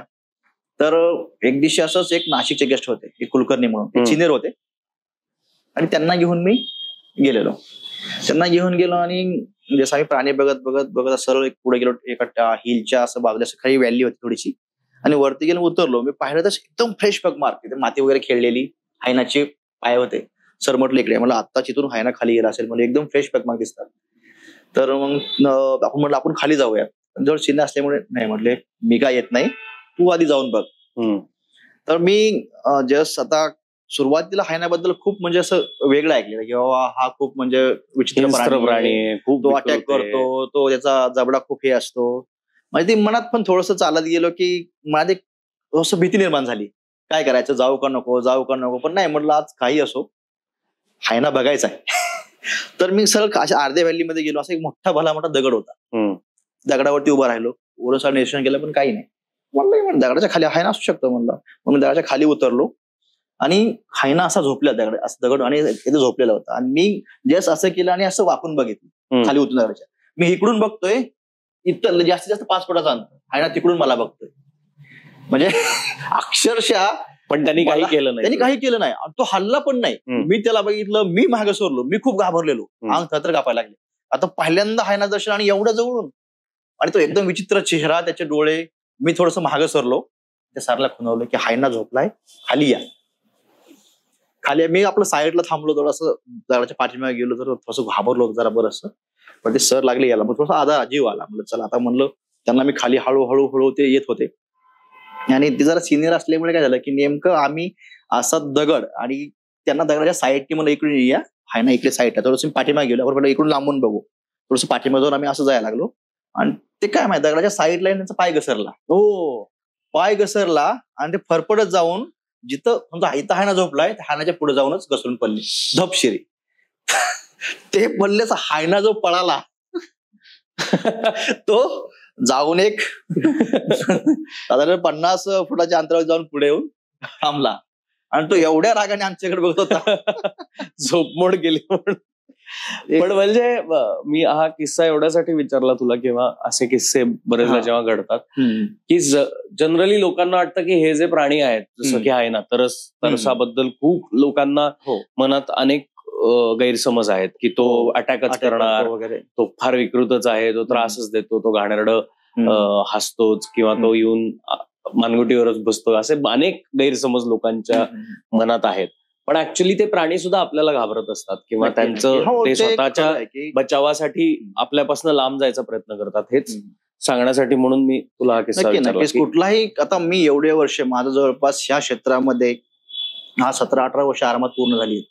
तर मला आतापर्यंत आमच्या परिसरात तरी असं कुठेही कधीच अनुभव आला नाही किंवा एखाद्या लांडग्याने कोणा अटॅक केलाय किंवा एखाद्या तरसाने कोणा अटॅक केलाय, असं काहीच नाहीये. तर मी खूप जवळून पाहिलेत. म्हणजे अक्षरशः एकदा तर मी ज्यावेळेस एका पाटील वस्तीमध्ये आहे ते गेलेलो, जसं असं बसलं असताना मला लांबून, मी जे तुम्हाला हायनाचा फोटो एक पिल्लू तोंडात घेऊन तो येतोय, तो मी असं बसलो एका दगडावरती बसलो, तर आम्हाला जस्ट लांबून काही दिसलं किंवा काहीतरी येत आहे. आणि त्याच्या आधी वाटलं काय तो किल घेऊन येतोय. थोडासा हे झालं, लाईट बराचसा कमी होता आणि मी पाहिलं की नंतर तर असं कॅमेरा बघितलं तो पिल्लू तोंडात येतो आणि तो आमच्याकडे येतोय. पण आम्ही तिथे दगडाच्या खाली बसून राहिलो एका ठिकाणी शांत उड्यावरती, आणि तो समोरून येत होता आणि तो जस्ट आम्ही क्लिक करायला केलं की त्याला बघा इतका सेन्स, आम्ही जवळपास तो लांब होता, क्लिक केला की तो थांबला, तिकडेच थांबला. पण कदाचित त्याची वाट तिथनं असावी म्हणून तो बिचारा वळला वगैरे काही नाही, की त्या तोंडात पण पिल्लू होतं आणि तो सरळ आमच्यापाशी पुढे चालू लागला आमच्या दिशेने.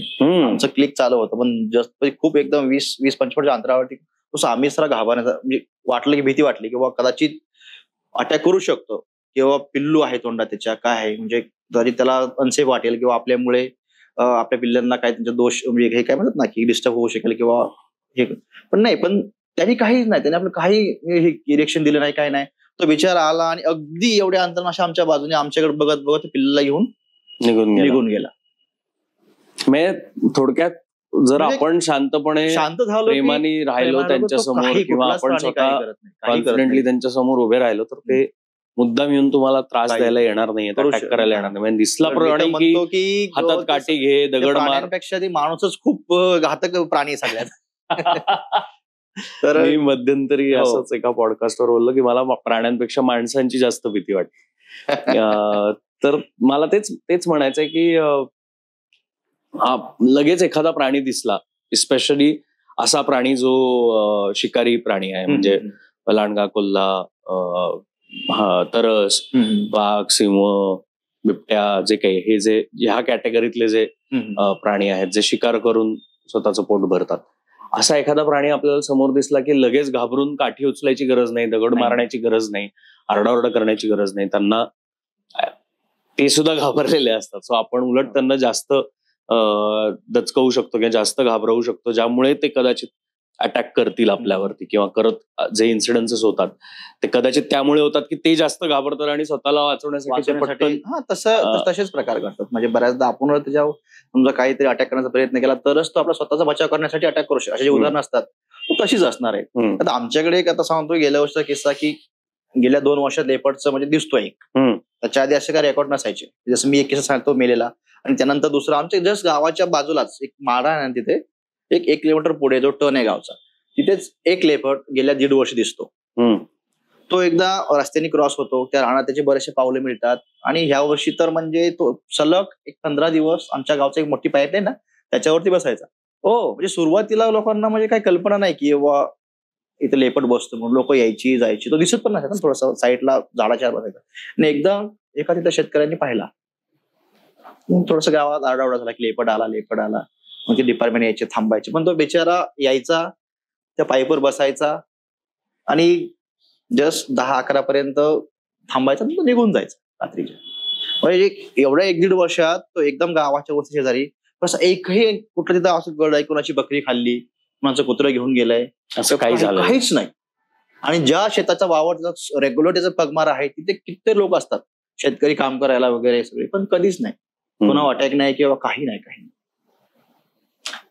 जंगल एकोसचे जे आता प्रेक्षक आहेत, जे आपल्याला ऐकतायत, गेला बराच वेळ पॉडकास्ट बघतायत, त्यांना तुला काय सांगायला आवडेल कन्झर्वेशन बाबतीत, भिगवण बाबतीत, पक्ष्यांबाबतीत, की काय करू शकतात हे प्रेक्षक वर्ग, ज्याने आपण हे कन्झर्वेशन जास्त करू शकतो किंवा अजून याबद्दल अवेअरनेस स्प्रेड करू शकतो? काय काय तुझ्या डोक्यात येणारे आयडिया आहेत, किंवा भिगवण मधले पण जे बघत असतील हा एपिसोड, त्यांना पण तुला काय सांगावं असं वाटतंय? नक्की सांगेल की अलीकडे आपण बघतो की जे आतापर्यंत जेवढे काही एक टुरिस्ट पॉइंट्स आहेत, तुम्ही नक्की सांगाल की ज्यावेळेस ठीक आहे एक पिकनिक पॉइंट म्हणून वेगळा, आणि ज्यावेळेस तुम्ही निसर्गात जाता तो क्षेत्र वेगळं, पण ज्यावेळेस आपण निसर्गात पक्षी बघायला किंवा प्राणी बघायला जातो ना, तर नक्कीच त्या एरियाला तुम्ही पिकनिक पॉइंट म्हणून बघू नये. तर मी बऱ्याच असा अनुभव घेतो की आपल्या इकडे कास पठाराचं किती किती सुंदर फुलं यायचं, ते लोक जायची फोटो काढायचे, किती सुंदर होतं. पण अलीकडे ह्या 4-5 वर्षात पाहताय तुम्ही एकदम म्हणजे फ्लावरिंग कमी झालं. त्याचं कारण तेच की लोकांनी त्याला एक पिकनिक म्हणून पाहिलं गेलं.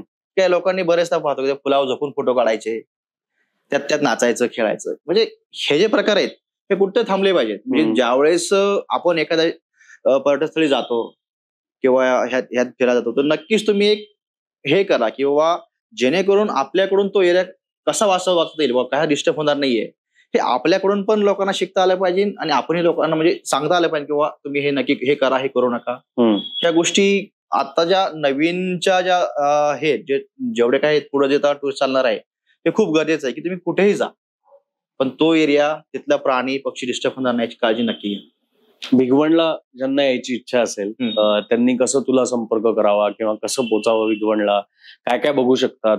ग्रासलँड ट्रस्ट आहे, त्यांच्या सफारीज असतात, तुमच्या सफारीज असतात, अजून काय काय प्रकार आहेत जे एक्सप्लोर करू शकतात भिगवणच्या आजूबाजूला, त्याबद्दल तुला सांगावं असं वाटलं तर? हो, आता पहिले तर नेहमी ते वेटलँडचे पक्षी, आता ग्रासलँडमुळे भिगवण वर्षभर सुरू आहे. तर बऱ्याच लोक मला फोनवरच कॉन्टॅक्ट करून येतात. तर माझ्याकडे फेसबुकला किंवा इंस्टाग्रामला माझे काही फोटो असतात, त्याच्यावर बघून लोक कॉन्टॅक्ट करतात किंवा माझा मोबाईल नंबर तुम्हाला नेटवरती कुठेही संदीप नगरे म्हणून भिगवण टाकलं तर सहज मिळून जातो. तर लोक कॉन्टॅक्ट करून पण येऊ शकतील मला. पण काय काय काय आहे बघण्यासारखं, काय काय बघू शकतो ज्यांना भिगवण नुसतं ऐकून माहितीये? आता तू तिथलाच आहेस, तुझ्यामुळे तिथली चळवळ उभी राहिली आहे. तिथे एक सुंदर टुरिझम स्पॉट सुरू झालाय, वाईल्ड लाईफ टुरिझम स्पॉट, नुसता टुरिझम स्पॉट नाही पण एक कन्झर्वेशनला त्याचं महत्व आहे. लोकांना तिथे सध्या तरी निसर्गामध्ये फिरण्यासारखं किंवा पहिली गोष्ट ती आधी आमची नेहमी ज्यांनी सुरुवात केली बोट सफारी. आता अलीकडे बऱ्याचशा जे काही फॅमिली असतात किंवा बरेचसे लोक असतात तर त्यांनी फ्लेमिंगोसाठी खूप लोक, म्हणजे आज मी असं पाहतो की आज 70% लोक फ्लेमिंगोसाठी असतात आणि 30% बाकी वाईल्ड लाईफ फोटोग्राफर्स ग्रासलँडसाठी. तर आज पाहायला गेलं तर फ्लेमिंगो तर आहेतच, फ्लेमिंगोवर अनेक शिकारी पक्षी छान छान आहेत. म्हणजे आता ग्रेटर स्पॉटेड ईगल आलेला आहे, मार्श आहे, ऑस्प्रे आहे, डकचे अनेक प्रकार आहे सुंदर सुंदर. आणि आता तर एक छान, आता नेहमी म्हणतो नोव्हेंबर ते फेब्रुवारी पर्यंत रोजी स्टार्लिंग घोरड्या सुंदर असं नृत्य आपल्याला पाहायला मिळतं. तर त्याही लोकांना आता पाहता येईल, तेही लोकांना आवडेल नक्कीच. आणि ग्रासलँडला तर छानच आहे. म्हणजे आता ज्यांनी कधी फक्त हे प्राण्यांची नावं ऐकली आहेत, की आपण बघतो की शहरामध्ये आपल्याला फक्त पुस्तकात माहित असतं की लांडगा आहे, कोल्हा आहे, तरस आहे, पण तशात माहित नसतं. पण आज भिगवण अशी जागा आहे की इझिली म्हणतो ना आपण की तुम्हाला ह्या प्राणी पाहण्याला 80% म्हणजे गॅरंटी आहे तिथे. की बाहेर आपण जेव्हा जातो की बाबा सांगतो की लांडगा आहे पण दिसत नाही, पण मी आज कळवणवाडी असं ठिकाण आहे की 80% तिथे तुम्हाला लांडगा बघायला मिळतोच. एवढी सुंदर जागा. ज्यावेळेस आम्ही सुरुवातीला टुरिझम सुरू केलं तिथे, तर त्यावेळेस म्हणजे काही एंट्री नव्हती, काही नव्हती. आम्ही लोकांना घेऊन जायचो, फिरायचो. त्यावेळेस म्हणजे खूप अडचणी आल्या, फॉरेस्ट डिपार्टमेंटचा त्रास झाला. म्हणजे बऱ्याचदा आम्हाला अडवलं, घेऊन गेले गाड्या आमच्या, कॅमेरे जप्त केले.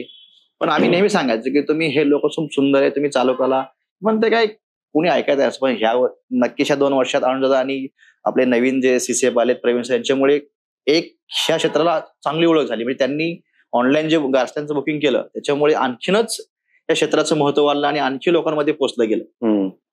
पण आता फॉरेस्ट डिपार्टमेंट लोकल्सच्या म्हणजे तुमच्या मदतीने ते चालवत आहे, काही त्याच्यात आता ऑनलाईन आम्ही बुकिंग करतो, गेस्टला घेऊन जातो. साधारण सकाळी 5:30 ते 1:10 वेळ आहे, संध्याकाळी 2:30 ते 6 वेळ आहे. आणि ह्या दोन्ही वेळेत छान असे तुम्हाला पक्षी प्राणी बघायला मिळतात. म्हणजे ज्यांना कोणाला 1-2 दिवसासाठी किंवा पटकन पुण्याच्या जवळ आहे म्हणून एखाद दिवसात जाऊन यायचंय, त्यांच्यासाठी हा खूपच उत्तम ऑप्शन आहे की पटकन जाऊन येऊ शकतात. थँक्यू सो मच संदीप दादा. तुला कसं वाटलं? तुला अजून काही सांगावं असं वाटलं तर? नक्कीच. मी एक तुम्हाला माझ्या अनुभवाबद्दल एक कॉलेजची गोष्ट मी शेअर करतो. Yes please. तर मला नेहमी ज्यावेळेस हे होतं की पक्ष्यांबद्दल लिहायला खूप आवडायचं लहानपणापासून. म्हणजे ज्यावेळेस मी कॉलेज जॉईन केलं, मेन म्हणजे 11वी-12वी पासून, म्हणजे साधारणतः हा काळ जो होता ते एक 2006, 7, 8 मी 11वी मध्ये म्हणजे 10वी पर्यंत खूप स्ट्रगल केलं म्हणजे ह्या क्षेत्रासाठी. म्हणजे जसं म्हटलं की मार खाल्ला, हे झालं. पण ज्यावेळेस 11वी-12वीला गेलं की एक थोडंसं नाव होतं ना की ह्या मुलांनी इकडे असं छान टुरिझम सुरू केलं म्हणून. तर कॉलेजला खूप मला हे व्हायचं. आणि त्यात आमचा मौजू होता, त्यांचे मित्र ते माझे शिक्षक होते. मग त्यांनी माझ्याबद्दल ऐकलं होतं की त्यांनी सांगितलं होतं की असा असा मुलगा आहे. मग त्यांनी मला ज्यावेळेस मी कॉलेजला गेलो त्याची माझी ओळख झाली. मग त्यांनी मला स्पष्ट सांगितलं की तुझ्याबद्दल खूप ऐकलंय, तू गावामध्ये छान उपक्रम सुरू केलाय, तुला जेवढं जमेल तेवढंच कॉलेज कर आणि बाकी तुझा व्यवसाय तू सांभाळू शकतो. त्याच्यामुळे मग काय खूप असं झालं आणि मग मी तिथूनच पुढे जास्त लिखाणाला चालू केलं. म्हणजे आणि लिखाण म्हणजे कसं की मला पक्ष्यांची जी काय बरीचशी माहिती होती की मला नेहमी एक सवय होती की जिथं काय मिळेल, न्यूजपेपर असो, पुस्तकात असो, तर मी ते तेवढं कापून घ्या. माझ्याकडे कॉलेजला नेहमी खिशात एक छोटीशी कात्री असायची. तर मी बऱ्याचदा लायब्ररीमधून त्या पेपरमधून पुस्तकाची कात्रणं त्या पेपर मध्ये तेवढंच पक्ष्यांचा फोटो, प्राण्यांची माहिती कापून, आज लायब्ररीला कळलं असेल कापायचं कोण, तेवढं कापून घेऊन यायचो. आणि ह्या माझ्या सवयीला माझे जे रूम पार्टनर, इंदापूरला असताना ज्यावेळेस BA करायचो, तर माझ्याकडे एक अमोल गायकवाड आणि हनुमंत शेंडगे म्हणून माझे चांगले मित्र होते. तर नेहमी त्यांना काय विचित्र वाटायचं. ते नेहमी मला चिडवायचे, काय त्या चिमणी पाखरात तुझं हे रे, हा काय तुला ते चिमणी पाखरं आवडतात म्हणायचे. तर मग त्यांना जे हे माझं वेळ आहे ते हळूहळू कळलं की बा नाहीये. मग त्यांनी पण हळूहळू त्यांना पण जे कुठं काय मिळेल, त्यांना पण न्यूजपेपर मध्ये काय कात्रे मिळेल ते पण मला कापून आणून द्यायला लागले. आज माझ्याकडे पाहायला गेलं तर असं एवढा मोठा कपाट भरले ते कात्रणांनीच. अरे वा, सगळ्या म्हणजे खूप विचित्र होतं. पण एक म्हणतात की आवडीपोटी सगळं काय आहे. तर मी ज्यावेळेस MA पुण्यामध्ये केला होता 2010-11ला, मी पुणे युनिव्हर्सिटी होतो, तिथे पण बरेचसे प्रकार केले की तिथल्या न्यूजपेपर मधून बरेचशी मी कात्रण वगैरे काढून घेऊन आलेलो आहे. कारण मी बेसिकली वाचनाची आवड होती आणि त्यामुळे ते संग्रही ठेवावं म्हणून. आणि त्यानंतर मग जसं मला पहिलं मी जे पुस्तक बनवलं ते आमचे गुरुजी होते रामकृष्ण एकाळे. त्यांना म्हणजे मला जास्त या फील्डमध्ये आणण्याचं काम त्यांनी केलं. आता ते स्वतः एक फोटोग्राफर होते. म्हणजे ज्यावेळेस ते मी इयत्ता 7वी मध्ये असताना त्यांची आणि माझी ओळख, म्हणजे त्यांच्या ते फोटोग्राफी करायचे आणि ते बऱ्याचदा मला त्यांच्या मोटरसायकल बसून ते पण घेऊन जायचे. आणि ज्यावेळेस मी स्वतः, तर नंतर मी सांगितलं पॉइंट शूटने माझी फोटोग्राफी सुरू केली. त्यांच्याकडे एक कॅमेरा होता सिग्माचा पहिला, तर 150-500 पहिला असाचा कॅमेरा. मग त्यांनी असं केलं की नंतर त्यांचा जो कॅमेरा आहे माझी आवड बघून तो माझ्याकडे ठेवून दिला की हे तू कॅमेरा घे आणि तू तुझी फोटोग्राफी सुरू कर म्हणून. त्याच्यामुळे पण मला बऱ्याचदा म्हणजे खूप फायदा झाला की मी खूप सारे फोटोग्राफी करू शकलो. आणि त्यातच त्यांनी एक कल्पना दिली की मला की तू छोटंसं बुकलेट बनव म्हणून. तर मी माझं पहिलं कुंभारगावचे पक्षी असं एक छोटंसं 60 पक्ष्यांचं पुस्तक बनवलं होतं. त्याच्यामध्ये एक पक्षी, त्याची थोडीशी माहिती असं केलं होतं. आणि नंतर तो म्हणजे मी त्याच्या 2000 कॉपी केल्या. पण म्हणतात की 2000 कॉपी माझ्या फक्त 4 महिन्यात गेलेल्या त्या पुस्तकाच्या. त्यानंतर 2 पुस्तकं आणि ह्या वर्षात आम्ही नवीन बळसा कुंभारगावचं 265 पक्ष्यांचं पुस्तक लिहिलं.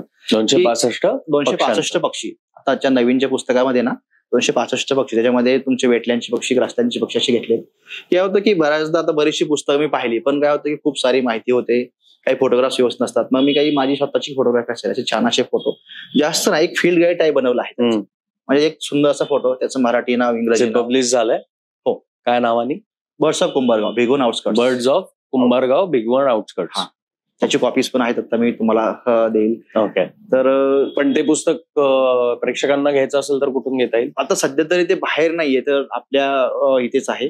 तर ते कॉन्टॅक्ट वरून मी कुरिअरने किंवा त्यांना पाठवू शकतो. कुठल्याही ऑनलाईन प्लॅटफॉर्म वरती विकायला नाही. तर म्हणजे आतापर्यंत मी ती 3 पुस्तकं घेतली, तर मला अशी गरज नाही पडली किंवा बाहेर द्यायची म्हणून, की तिथे येणारा जो वर्ग आहे, सगळा टुरिस्ट वर्ग आहे, तो सगळा त्या क्षेत्रातला आहे. त्याच्यामुळे आपापच तिथं पुस्तक त्या लोकांनी, पण ते तेवढ्याच क्षेत्रात राहतं, बाकी ऑडियन्स पर्यंत ते पुस्तक पोहोचली पाहिजे. म्हणून मी म्हणतो की बाहेर जर जमलं तुला तर तू अशा काही ऑनलाईन प्लॅटफॉर्म्स वरती किंवा पुस्तकांच्या दुकानांमध्ये जर तुझी पुस्तकं उपलब्ध करून दिलीस तर सामान्यांपर्यंत पण ती पुस्तकं पोहोचतील आणि त्यांना सुद्धा त्याच्याबद्दल ते वाचून एक वेगळी माहिती सुद्धा मिळेलच, पण एक वेगळं आकर्षण पण तयार होईल या पक्ष्यांबद्दल, या माहितीबद्दल. संदीप दादा, तू खूप सुंदर काम करतोयस आणि आज तू एवढ्या लांबून भिगवणवरनं वेळात वेळ काढून इथे आमच्या या पॉडकास्टसाठी आलास, त्यासाठी खूप खूप धन्यवाद. तुझ्या मनात अजून काही शेअर करायचं राहून गेलं असेल तर प्लीज शेअर कर. मला इनफॅक्ट इच्छा आहे की आपण भिगवणला, ग्रासलँड्सला येऊन कधीतरी तुझ्या बरोबर आम्ही जंगलात फिरता फिरता काही गोष्टी शूट करू, त्या एक्सप्लोर करू. तिथे आपण पुन्हा अशाच एखाद्या गप्प्यांच्या एपिसोडसाठी, पॉडकास्टसाठी भेटू. तुला काही वाटत असेल तर नक्की शेअर कर. खरंच बरं वाटतं किंवा आज जो आपल्याला फीड मिळाली आहे त्या फील्डमध्ये स्वतःची जी आवड आहे तीही जोपासता येते. शिवाय त्याच्यातून एक स्वतःलाही रोजगार आहे. शिवाय आज बरं वाटतं की गावामध्ये एक छान असा त्याच्यामध्ये रोजगार निर्माण झाला. म्हणजे आज छानपैकी गावामध्ये होमस्टे आहेत.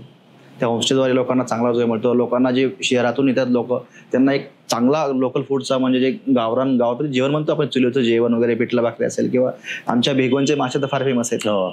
तर त्याचाही आनंद लोकांना घेता येतो. त्याच्याबरोबर छान असा निसर्ग, पक्षी सगळेच पाहता येतात. तर म्हणजे नेहमी एक वेगळं असं वाटतं की माझ्या गावात, किंवा अनेक म्हणतो की आपण काहीतरी शिकून नोकरी, शहरात जाऊन नोकरी करावी. पण एक वेगळा अनुभव सांगतो की माझ्या टीम मध्ये अशी पण मुलं आहेत की जे पहिले शहरात नोकरी करायचे. आणि आता ते परत गावाकडे आले, परत गावाकडे येऊन ह्या फील्ड मध्ये राहून चांगल्या नोकरीपेक्षाही चांगला रोजगार कमवतात. वा वा. तुम्ही आणि आज म्हणजे एक आनंद आहे की तुम्ही मला इथे बोलवलं. अरे गोष्टी शेअर केल्या. आम्हाला उलट आनंद आहे की तू आज आलास वेळात वेळ काढून. आणि आज आम्हाला गिफ्टिंग पार्टनर्स लाभलेले आहेत. महुआ स्टोअर, ज्यांनी तुझ्यासाठी ही भेटवस्तू पाठवलेली आहे. Thank you Mahua store. आणि आमच्या जंगल यूज तर्फे नाही बस ही काही पुस्तकं, तुला वाचनाची खूप आवड आहे, आता कात्रणं करून घ्यायची गरज नाही, तुझी पुस्तकं आहेत. हे रेप्टाइल्स ऑफ गुजरात, निलिम कुमार खैरेंचं पुस्तक आहे. आनंद जंजळेंचं पोर्ट्रेट ऑफ वाईल्ड इंडिया. अशी काही पुस्तकं आमच्यातर्फे तुला नेचर वॉक आउटडोर, जंगल यूज, जंगल एकोज तर्फे खूप खूप धन्यवाद. नक्कीच आवडेल. खूप छान वाटलं तुमच्याशी गप्पा मारून. असेच परत भेटत राहू नक्की. येस. जंगल एकोज. जंगलातल्या अनेक गोष्टींबद्दल आपल्याला इधर खूप माहिती असते किंवा खूप कमी माहिती असते. पण जी लोक ह्या जंगलांमध्ये वारंवार जात असतात, ह्या जंगलांमधल्या वेगवेगळ्या एलिमेंट्सवरती अभ्यास करत असतात, रिसर्च करत असतात, PhD करत असतात, ह्या जंगलांमधल्या जंगली प्राण्यांबरोबर आपलं अख्खं आयुष्य घालवतात, अशा माणसांशी गप्पा मारून आम्ही या जंगलाची खरी ओळख तुम्हा सर्वांसोबत शेअर करतो. जंगल एकोजचे हे भाग तुम्हाला जर आवडत असतील तर प्लीज लाईक करा, शेअर करा, सबस्क्राईब कराच. आणि ही जंगलाबद्दलची आणि संवर्धनाबद्दलची जी काही माहिती आम्ही तुमच्यापर्यंत पोहोचवतोय ती इतरही नागरिकांपर्यंत तितक्याच प्रेमाने पोहोचवा.